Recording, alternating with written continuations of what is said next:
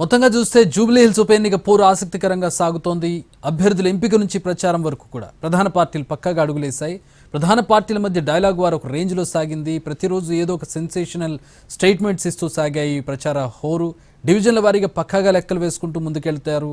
ఈ నెల 11న పోలింగ్ జరగనుండగా 14వ తేదీన ఓట్ల లెక్కింపు ఉంటుంది. ఫైనల్గా జూబ్లీ హిల్స్ అడ్డాలో ఈసారి ఎవరు గెలుస్తారన్నది ఆసక్తికరంగా మారింది. అదే సందర్భంలో ఇటు బీఆర్ఎస్కి అటు కాంగ్రెస్కి ఒక ప్రెస్టీజియస్ ఇష్యూగా మారింది. ఎందుకంటే ప్రభుత్వం ఏర్పడిన తర్వాత జరుగుతున్నటువంటి ఈ ఎలక్షన్స్లో జూబ్లీ హిల్స్ అనేది ఒక కీలకమైనటువంటి ఎలక్షన్గా కనబడుతూ ఉంది. జూబ్లీ హిల్స్లో గెలిచి రాబోయేటటువంటి స్థానిక సంస్థల ఎన్నికల్లో సత్తా చాటాలని ఇటు బీఆర్ఎస్ అటు కాంగ్రెస్ ఉవ్విళ్ళూరుతున్నటువంటి పరిస్థితి. కాంగ్రెస్ పరిపాలనకి ఇది ఒక లిట్మస్ టెస్ట్గా ప్రజలు భావిస్తారని, జూబ్లీ హిల్స్లో గెలవాలని కాంగ్రెస్ భావిస్తుంటే కాంగ్రెస్కి చురక అంటించాలి, కాంగ్రెస్ పాలన సరిగా లేదు, ప్రజలు వ్యతిరేకతతో ఉన్నారని గెలిచి చూపించాలని బీఆర్ఎస్ భావిస్తుంది. మరి బీఆర్ఎస్ కూడా ప్రచారంలో చాలా తీవ్రమైనటువంటి పోరు జరిపింది. దీనికి సంబంధించి బీఆర్ఎస్ ప్రచార సరళికి సంబంధించి, బీఆర్ఎస్ స్పెక్యులేషన్కి సంబంధించి మా ప్రతినిధి సతీష్ జాయిన్ అవుతూ ఉన్నారు మరిన్ని వివరాలు అందించడానికి. సతీష్, చక్రి, మీరు చెప్పినటువంటి విధంగా ఆ బీఆర్ఎస్ సిట్టింగ్ ఎమ్మెల్యేగా ఉన్నటువంటి మాగంటి గోపీనాథ్ మరణం తర్వాత వచ్చినటువంటి ఈ ఉప ఎన్నికల్లో ఖచ్చితంగా గెలవాలని బీఆర్ఎస్ మొదటి నుంచి ప్రయత్నం చేస్తుంది. అందుకే నోటిఫికేషన్ రాకముందే అభ్యర్థిని కూడా ప్రకటించింది.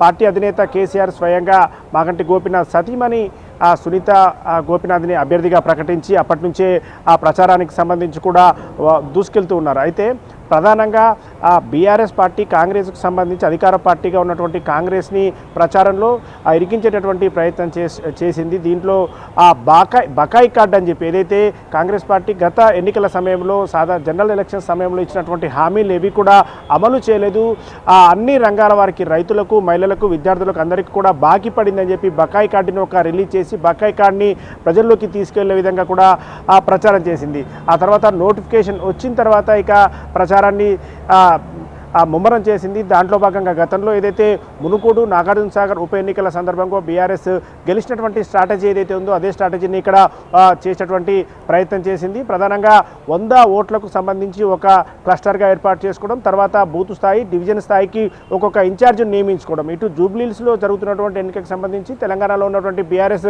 క్యాడర్ని మొత్తం కూడా ఇక్కడ దింపింది. ఇక్కడ ఎమ్మెల్యే లేకుంటే మిగతా ఇన్ఛార్జీలు కావచ్చు, పార్టీకి సంబంధించినటువంటి కీలకమైనటువంటి నేతలు అందరూ కూడా ఇక్కడ ప్రచారం చేసే విధంగా వాళ్ళందరినీ కూడా రంగంలో దింపింది. ప్రధానంగా 7 డివిజన్లకు సంబంధించి మొదటి నుంచి కూడా బూత్ స్థాయి సమావేశాలు ఏర్పాటు చేసినటువంటి కేటీఆర్ ప్రతిరోజు కూడా ఈ బూత్ స్థాయి సమావేశాలు ఏర్పాటు చేయడం, ఆ తర్వాత ఎక్కడైతే ప్రచారం ఏ విధంగా చేయాలనే దానిపై నోటిఫికేషన్ వచ్చిన తర్వాత ముఖ్యంగా దానిపై దృష్టి పెట్టడంతో పాటు ఒక వార్ రూమ్ను కూడా ఏర్పాటు చేశారు. ఇటు తెలంగాణ భవన్, ఇటు నందినగర్లో నివాసం కాకుండా ప్రత్యేకమైనటువంటి జూబ్లీ హిల్స్ ఎన్నికల కోసమే ఒక వార్ రూమ్ని ఏర్పాటు చేసి అక్కడి నుంచే మొత్తం ఎలా ప్రచార సరళి ఉండాలి, ఎక్కడెక్కడి నుంచి ఏ నాయకులు ప్రచారంలో ఏం మాట్లాడాలనేటటువంటి అన్ని విషయాల్ని కూడా చెప్పడం జరిగింది. దాని తర్వాత ప్రధానంగా కేటీఆర్ రోడ్ షోలకు సంబంధించి మనం చూస్తున్నటువంటి ఈ వెహికల్ ద్వారానే కేటీఆర్ రోడ్ షోలు నిర్వహించారు. దాదాపు 9 రోజుల పాటు నిర్వహించినటువంటి రోడ్ షోలలో కేటీఆర్ ప్రధానమైనటువంటి విమర్శలు అధికార కాంగ్రెస్ మీద చేశారు. ఇటు మైనార్టీలకు సంబంధించి ప్రధానంగా ఏదైతే మైనార్టీ ఓటు బ్యాంక్ ఎక్కువగా ఉంది, మైనార్టీలే కీలకం కాబోతున్నారు కాబట్టి వాళ్ళని దృష్టిలో ఉంచుకొని బీఆర్ఎస్ మొదటి నుంచి కూడా ప్రచారం చేసే విధంగా ఉంది. ఒక్క మంత్రి పదవి కూడా ఇవ్వలేదు మేము అంటే బీఆర్ఎస్ అధికారంలో ఉన్న సమయంలో ఏమేం చేసింది అనే విషయాల్ని చెప్తూ వచ్చింది. ముఖ్యంగా హైదరాబాద్కు సంబంధించి గత ఎన్నికల సమయంలో రూరల్ తెలంగాణ మొత్తం కూడా బీఆర్ఎస్ ఓడిపోయినప్పటికీ హైదరాబాద్లో ఎక్కువ సీట్లు సంపాదించింది. అందుకు ప్రధానమైన కారణం హైదరాబాదు అభివృద్ధికి చాలా చేసాం, అందుకోసమే హైదరాబాదు ఓటర్లు మమ్మల్ని గుర్తించారు, అందుకోసమే ఎక్కువ సీట్లు గెలిపించారనే విధంగా కూడా ప్రతి ప్రచారంలో కూడా కేటీఆర్ చెప్పడం జరిగింది.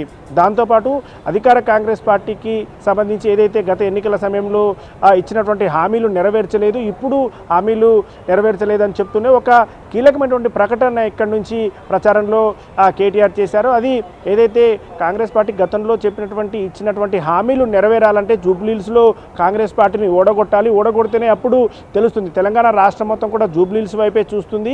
మిగతా ప్రాంతాల వారికి కాంగ్రెస్ పార్టీ ఇచ్చినటువంటి హామీలు నెరవేరాలన్నా లేకుంటే వాళ్ళు ఇచ్చిన అంటే ఏదైతే చెప్పినటువంటి అంశాలన్నీ కూడా ఖచ్చితంగా తీర్చాలన్నా సరే జూబ్లీ హిల్స్లో కాంగ్రెస్ పార్టీని ఓడగొడితేనే తెలుస్తున్నటువంటి నినాదంతోనే ప్రధానంగా బీఆర్ఎస్ ప్రచారం చేసింది. అయితే హరీష్ రావు కొంత దూరం ఉన్నప్పటికీ చివరి 2 రోజుల్లో కూడా హరీష్ రావు కూడా ఈ ఎన్నికల ప్రచారంలో పాల్గొన్నారు.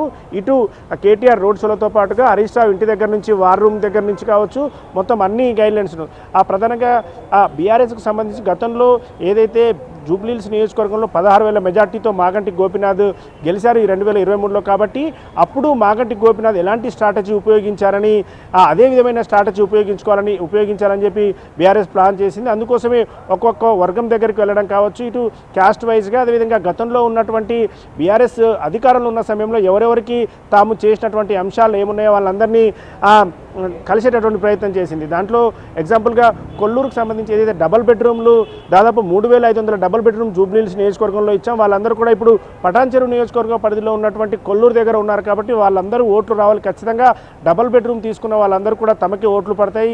దాదాపు 7,500 నుంచి 8,000 ఓట్లు ఉన్నటువంటి ఆ ఓట్లు గంపగుత్తకై తమకే పడతాయి అనే విధంగా బీఆర్ఎస్ భావిస్తుంది. దాంతోపాటు దివ్యాంగుల ఓట్లు, మహిళల ఓట్లుతో పాటు మైనార్టీలకు సంబంధించి ముస్లిం మైనార్టీలకు సంబంధించి తాము గతంలో చేసినటువంటి వాటితో పాటుగా ఎంఐఎం ప్రధానంగా కాంగ్రెస్ పార్టీతో కలిసి డైరెక్ట్గా కాంగ్రెస్ పార్టీ అభ్యర్థిని గెలిపించమని చెప్తుంది. కాబట్టి ఎంఐఎంకి సంబంధించిన నేతలు ఇక్కడ ఎవరైతే ఉన్నారో వాళ్ళని గ్రౌండ్ స్థాయిలో ఉన్నటువంటి వాళ్ళందరినీ కూడా బీఆర్ఎస్లో చేర్చుకోవడం, మైనార్టీలకు సంబంధించి కొంతమంది పెద్దలు ఉన్నారో వాళ్ళందరినీ కూడా ముస్లిం పెద్దలకు సంబంధించినటువంటి వాళ్ళతో ప్రచారం చేయించడం, గతంలో బీఆర్ఎస్లో కీలకంగా ఉన్నటువంటి మైనార్టీ నేతలతో ప్రచారం చేయించడం ద్వారా మొత్తం గ్రౌండ్ స్థాయి వరకు వెళ్ళే విధంగా ముఖ్యంగా మైనార్టీ ఓట్లకు సంబంధించి ఎక్కువగా క్యాప్చర్ చేయడం ద్వారా ఆ ఓట్లే చాలా కీలకంగా భావిస్తున్నారు. కాబట్టి ఆ ఓట్లు పడడం కోసం బీఆర్ఎస్ ప్లాన్ చేస్తుంది. ఓవరాల్గా చూస్తే మొత్తం ఈ జూబ్లీహిల్స్ ఉప ఎన్నికకు సంబంధించి కేటీఆర్ఏ చాలా ప్రధానంగా ప్రచారం చేశారని చెప్పుకోవచ్చు. మొత్తంగా ఇది మరికొద్దిసేపట్లో ప్రచారం కూడా ముగి ఉన్నటువంటి నేపథ్యంలో ఖచ్చితంగా తాము గెలవబోతున్నాం, ఇది ఈ జూబ్లీహిల్స్